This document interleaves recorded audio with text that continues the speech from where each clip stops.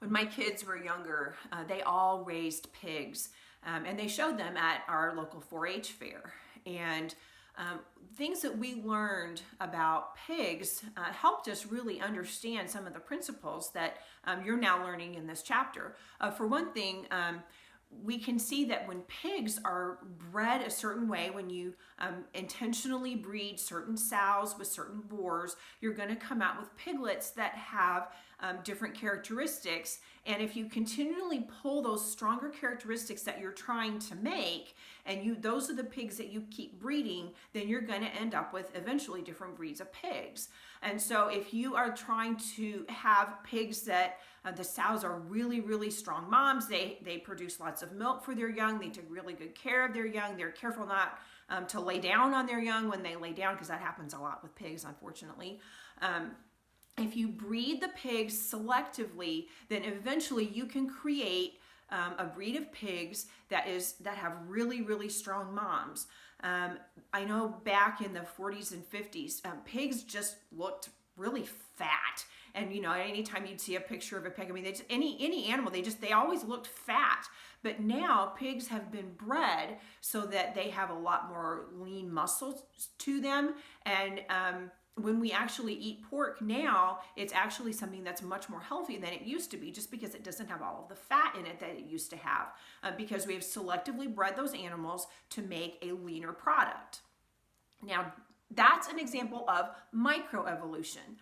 Darwin thought we could get from one kind of animal to another kind of animal through macroevolution, meaning that dogs could evolve into cats, fish could evolve into reptiles, and that would happen from the variation that was already found in creatures.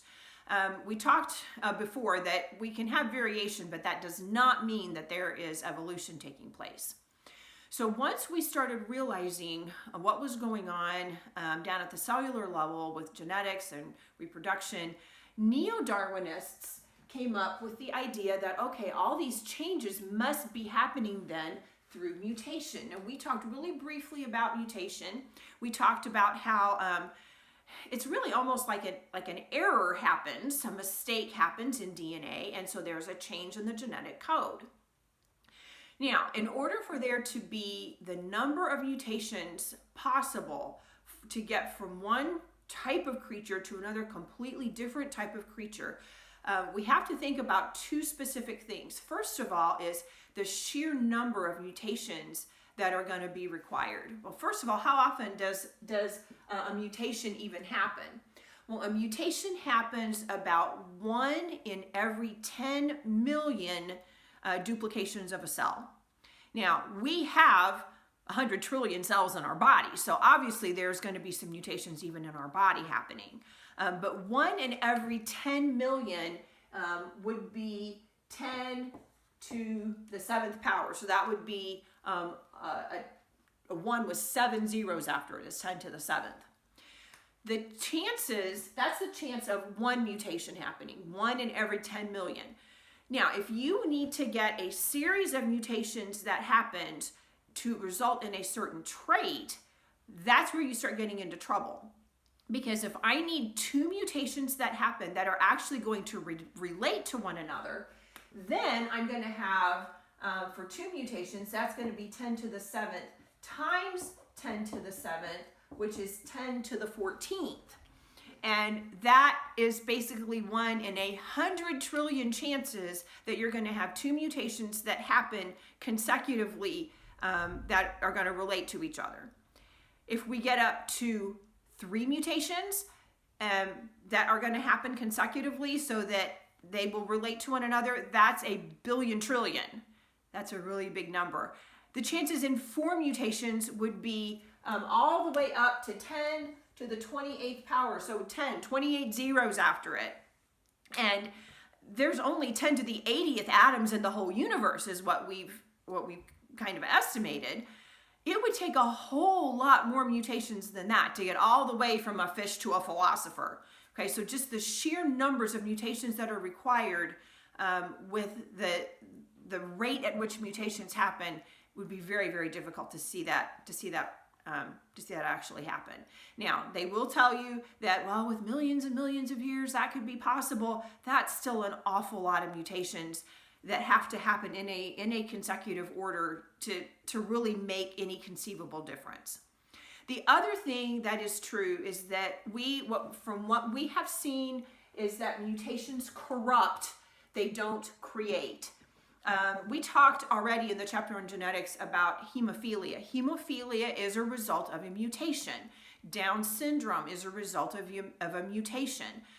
To this point, scientists have never seen a mutation that adds genetic information. It's always a loss of information. Now, it's not necessarily that beneficial mutations are impossible, but they're far outnumbered by harmful ones. And so we've already talked about the sheer numbers of mutations that you have to have in order to get enough that are going to happen in a row to make a change in a specific structure in a creature. Even if you have those mutations, it's much more likely to have a harmful mutation than it is a beneficial mutation. I mean, you wouldn't purposely stand in front of an X-ray machine for hours at a time in the hopes of getting a beneficial mutation. You wouldn't necessarily try to stay around a nuclear reactor for years hoping for a beneficial mutation. I mean, we stay away from things like that because we know that those types of things produce harmful mutations. There's also an interesting thought process that occurs when we think about mutations having to occur, and then we have these long, slow, gradual changes that are going to happen in different animals. This book is called Evolution, the Fossils Still Say No. And I want to read a paragraph out of this to you because he explains in such a way that to me it makes it very clear what would happen in the life of an actual creature if slow, gradual mutations happened. So in this chapter, he's talking about whether a land reptile could evolve into a flying reptile, which is what evolution proposes is what happened. And so he says, the incipient partway evolved structures, rather than conferring advantages to the intermediate stages, because remember, an advantage has to be occurred for natural selection to happen. The more advantageous adaptations are the ones that are going to help those creatures survive. So he says these partway evolved structures, rather than conferring advantages to the intermediate stages, would have been a great disadvantage. For example, evolutionists suppose that, strange as it may seem, mutations occurred that affected only the fourth fingers a little bit at a time.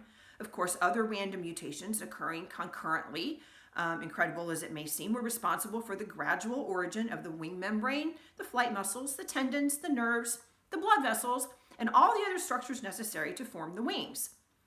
At some stage, the developing flying reptile would have about 25% wings. This strange creature would never survive, however, because what good are 25% wings? Obviously, the creature could not fly, and he could no longer run, as he would be forced to drag those useless appendages along behind him, as assuming his hind legs could still function. He couldn't catch prey. He couldn't escape predators. Goodbye, Charlie, he says. And so when you think about that, and you think about the fact that these mutations the creatures had to survive long enough with them to be able to reproduce, it just seems more and more preposterous as you go along that is even a possibility. Okay, so that kind of sums up our discussion here as to whether mutations are really a viable way for creatures to develop the changes that they need to develop to go from one type of species to a completely different type of species.